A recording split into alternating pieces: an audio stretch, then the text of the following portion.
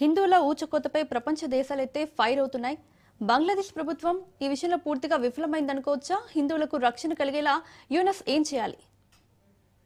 రక్షణ హిందువులని రక్షించడానికి ఫెయిల్ కాదమ్మా, అదే పనిగా చేస్తున్నారు. ప్రభుత్వ ప్రోత్సాహంతోనే చేస్తున్నారు. మనం ఎవరైతే దాస్ ఉన్నారో అతన్ని ఎవరైతే తగలబెట్టారో అది చూసాం మనం. ఆ ఫ్యాక్టరీలో పనిచేస్తున్నాడు. అతన్ని అదే పనిగా వాళ్ళు పోలీసులకు హ్యాండ్ ఓవర్ చేశారు. పోలీసులు అతన్ని రక్షించడం మినహాయించి వాళ్ళు అక్కడ ఉన్నటువంటి జనాలు ఎవరైతే జిహాదీలు ఉన్నారో వాళ్ళకి అప్పచెప్పారు. వాళ్ళు అతన్ని కొట్టి కొట్టి చంపి అతన్ని మొత్తం కెరోసిన్ పోసి పెట్రోల్ పోసి తగలబెట్టిన విషయం మనం చూసాం. సో దీంట్లో పోలీస్ హస్తం ఉన్నది. పోలీసు తలుచుకుంటే దాన్ని ఆపుండొచ్చు. కానీ అదే పనిగా వాళ్ళు ఈ యొక్క హత్యకు వాళ్ళు కారకులయ్యారు, ప్రోత్సహించారు కూడా. వెనక ఉండి వాళ్ళు చేస్తున్నారు. ఇన్ఫాక్ట్ కొన్ని ప్రాంతాల్లో బ్రాహ్మణబారి అన్నటువంటి ప్రాంతాల్లో హిందువుల మీద దాడి చేస్తూ యూనిఫామ్ లో ఉన్నటువంటి పోలీసులు దాడి చేస్తున్నటువంటి సీసీటీవీ ఫుటేజ్లు వచ్చాయి. సో నెక్స్ట్ టైం నుంచి ఏం చేస్తున్నారు, దాడికి వెళ్తే ముందరే సీసీటీవీ ఫుటేజ్ ని ఆఫ్ చేయడమో లేదా దాన్ని విరగొట్టడమో చేసి తర్వాత హిందువుల మీద అటాక్ చేస్తున్నారు. కాబట్టి ఇది రక్షణ రంగం వాళ్ళని రక్షించే దాంట్లో ఫెయిల్ అవ్వడం కాదు, అదే పనిగా కుట్రపూరితంగా ఒక ప్లాన్ పథకం ప్రకారం అతను చేస్తున్నాడు. మనకు హసీం మునీర్ అంటే అఫ్కోర్స్ హసీం మునీర్ చేస్తున్నాడు. దాని ముందర ఫ్రంట్ ఎండ్ లో మనకి మొహమ్మద్ యూనుస్ ఉన్నారు. కాబట్టి ప్రపంచం ఏమన్నా వాళ్ళకేం పట్టదు. అమెరికా కూడా స్టేట్మెంట్ ఇచ్చింది. మనకు సెర్జియో కోర్ అని చెప్పేసి మన దేశానికి కొత్తగా వచ్చినటువంటి అమెరికన్ అంబాసిడర్, అతనికి ఈ మన భారత భూఖండము సెంట్రల్ ఏషియాకి అన్నిటికి సంబంధించినటువంటి స్పెషల్ రిప్రజెంటేటివ్ అని చెప్పి డొనాల్డ్ ట్రంప్ అతనికి అధికారాలు ఇచ్చాడు. కాబట్టి అతను మొహమ్మద్ యూనుస్ తో మాట్లాడితే మొహమ్మద్ యూనుస్ ఏమంటున్నాడంటే మా తప్పు ఏమి లేదు, మేము చాలా అద్భుతంగా ఇక్కడ నడిపిస్తున్నాము. ఇది భారతదేశం యొక్క అజెండా తోటి మా వ్యతిరేకంగా ఒక ఫేక్ నెరేటివ్ తీసుకొస్తున్నారు. ఇక్కడంతా చాలా శాంతియుతంగా ఉంది, చాలా బాగుంది, మాకు ఏమి ఇబ్బందులు లేవు. ఎన్నికలు మేము 12 ఫిబ్రవరికి అది యథాతథంగా కండక్ట్ చేస్తున్నామని చెప్పి మొహమ్మద్ యూనుస్ చెప్పాడు.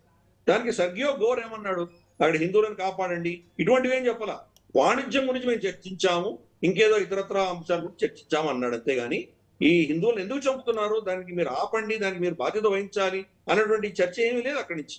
అందుకని అమెరికాకు పట్టలేదు. 1000 మంది హిందువులు చచ్చిపోతే వాళ్ళకి దానికి ఏం సంబంధం లేదు.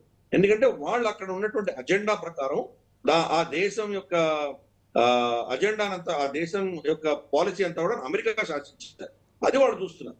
కాబట్టి ఇక్కడంతా కూడా ఎవరు మానవ హక్కులు, డెమోక్రసీ ఇటువంటివి ఏమీ లేవు. ఇన్ఫాక్ట్ మనం చూస్తే కనుక చాలా దేశాలలో ఈరోజు ఎన్నుకోబడ్డటువంటి ప్రభుత్వాలు లేకుండానే దేశాలు నడుస్తున్నాయి. ఆఫ్ఘనిస్తాన్ అది ఇప్పుడు కూడా ఇంటరిమ్ గవర్నమెంటే అంటున్నారు, ఆడెవరు ఎన్నుకోలేదు, అక్కడ ఎన్నికలు లేవు, ఏమి లేదు, అదే నడుస్తుంది. అలాగే సిరియాలో బషర్ అల్ అసద్ తీసేసిన తర్వాత వాడెవడో టెర్రరిస్ట్ కంప్లీట్ గా వాడి మీద $10 మిలియన్ బౌంటీ పెట్టినటువంటి వ్యక్తి చోలాని అన్నటువంటి వ్యక్తి, అల్షార్ అన్నటువంటి వ్యక్తి ఈ రోజు అప్పుడు రాష్ట్రపతిగా ఉన్నాడు. మొన్నటి దాకా అతని మీద అతను పట్టించిన వాళ్ళకి $10 మిలియన్ ఇస్తామన్నటువంటి అమెరికా సడన్ గా తీసేసి అతను వైట్ హౌస్ కూడా పిలిచి బ్రహ్మరథం పడుతున్నారు వాళ్ళు. కాబట్టి ప్రపంచవ్యాప్తంగా ప్రజలచే ఎన్నుకోబడ్డటువంటి ప్రభుత్వాల వల్ల వాళ్ళకి ఇబ్బంది వస్తుంది, అమెరికా కానీ డీప్ స్టేట్ కానీ. ఎందుకంటే వాళ్ళ ఆత్మనిర్భరత తర్వాత వాళ్ళ గౌరవానికి కోసం వాళ్ళు వీళ్ళకి ఎవరికి మోకరిల్లట్లేదు, దాసోహం అనట్లేదు. అందుకని అమెరికా అజెండా ప్రకారం ఇవన్నీ చేస్తోంది. కాబట్టి ఇటువంటి దేశాలన్నీ నాశనం అయిపోతే కనుక దాన్ని ఈజీగా కంట్రోల్ చేయొచ్చు అన్నటువంటి అభిప్రాయం వాళ్ళకుంది. అలాగే పాకిస్తాన్ కూడా అంతే. పాకిస్తాన్ దేశంలోనే డెమోక్రసీ లేదు. షహబాజ్ షరీఫ్ అన్నటువంటి ఒక ముందర ఊరికే ఎందుకు పనికిరాని దిష్టిబొమ్మను పెట్టారు, వెనక నుంచి మొత్తం నడిపిస్తున్నది హసీం మునీరే. హసీం మునీర్ అందుకనే డొనాల్డ్ ట్రంప్ షహబాజ్ షరీఫ్ ని పిలవకుండా హసీం మునీర్ ని పిలిచి మాట్లాడాడు, డైరెక్ట్ గా లంచ్ కి పిలిచాడు, మాట్లాడాడు. ఈ ఆపరేషన్ సింధూర్ జరిగిన తర్వాత 4 సార్లు పిలిచాడు హసీం మునీర్, 4 సార్లు యుఎస్ఏలో వచ్చాడు. సో మనం అర్థం చేసుకోవాలి, ఇవన్నీ కూడా ఏంటంటే ప్రజలకు మనకు డెమోక్రసీకి సంబంధం లేకుండా ఇటువంటి శక్తులు, అంటే ఎక్స్ట్రా జ్యుడిషియల్ అంటాం కదా మనం, మామూలు పద్ధతిలో లేనటువంటి శక్తులు, అతీతమైనటువంటి శక్తులు ఈ యొక్క అజెండా అంతా నడిపిస్తున్నాయి. అమెరికాలో ఆ డీప్ స్టేట్ ఉంది, అలాగే పాకిస్తాన్ అదే పద్ధతిలో వాళ్ళు చేస్తున్నారు. కాబట్టి సడన్ గా మనం చూస్తే మన చుట్టుపక్కల ఉన్న దేశాలన్నింటిలో కూడా ప్రభుత్వాలు కొలాప్స్ అవుతాయి. నేపాల్ అదే పరిస్థితి. నేపాల్లో ఇప్పుడు ప్రభుత్వమే లేదు, అక్కడ ఎవరో ఇంటరిమ్ ప్రెసిడెంట్ పెట్టారు, ప్రైమ్ మినిస్టర్ పెట్టారు, ఆవిడ ఎన్నుకోబడలేదు, ఎన్నికలు ఎప్పుడు వస్తాయో తెలియదు, అక్కడ శాంతి ఎప్పుడు వస్తుందో తెలియదు. కాబట్టి అటువంటి పరిస్థితి అన్ని దగ్గర చేస్తున్నారు. శ్రీలంకలో కూడా మనం చూసాం, రాజపక్ష సోదరుల్ని తరిమేసిన తర్వాత అక్కడ విక్రమసింగే, మనకు రనిల్ విక్రమసింగే, ఆయన ప్రజలతో ఎన్నుకోబడినటువంటి వ్యక్తి కాదు. అయినా కొన్ని రోజులు నడిపించాడు. ఫైనల్ గా అఫ్కోర్స్ ఇప్పుడు ఎన్నికలు జరిగినాయి. సో ఇది వాళ్ళ అజెండా అంతా కూడా అంతే. అక్కడ డెమోక్రసీలన్నీ కూడా వాళ్ళకు దాసోహం అంటే వాళ్ళు దాన్ని యాక్సెప్ట్ చేస్తారు. వాళ్ళకు దాసోహం అనకపోతే మొత్తం సర్వనాశనం చేస్తారు, విధ్వంసం సృష్టిస్తారు, దాన్ని తగలబెడతారు. ఈరోజు బంగ్లాదేశ్ అదే పరిస్థితిలో ఉంది. దీని నుంచి బయటపడేంత వరకు ఎప్పుడు పడుతుందో మనకు తెలియదు.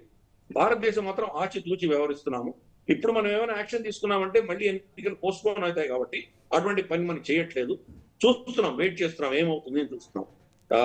ఫిబ్రవరిలో ఎన్నికలైన తర్వాత ప్రజలచే ఎన్నుకోబడ్డటువంటి ప్రభుత్వం ఏదొచ్చినా వాళ్ళతో మనం మాట్లాడేటువంటి ప్రయత్నం మనం చేస్తాము.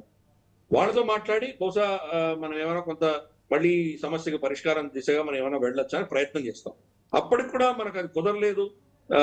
వాళ్ళ ఇది కూడా ఆలోచన దృక్పథం కూడా భారతకు వ్యతిరేకంగానే ఉంది. ఇటువంటివన్నీ మనకు తెలిసినప్పుడు అప్పుడు బహుశా మనం కొన్ని చేయవలసిన పనులు ఏమైనా అవి చేస్తాం. మనం ప్రస్తుతానికైతే మనం వెయిట్ అండ్ వాచ్ అనేటువంటి ప్రిన్సిపల్ మనం అవలంబిస్తున్నాం. ఎస్ గిరిధర్ గారు, అలాగే కాంగ్రెస్ నేత రషీద్ అల్వి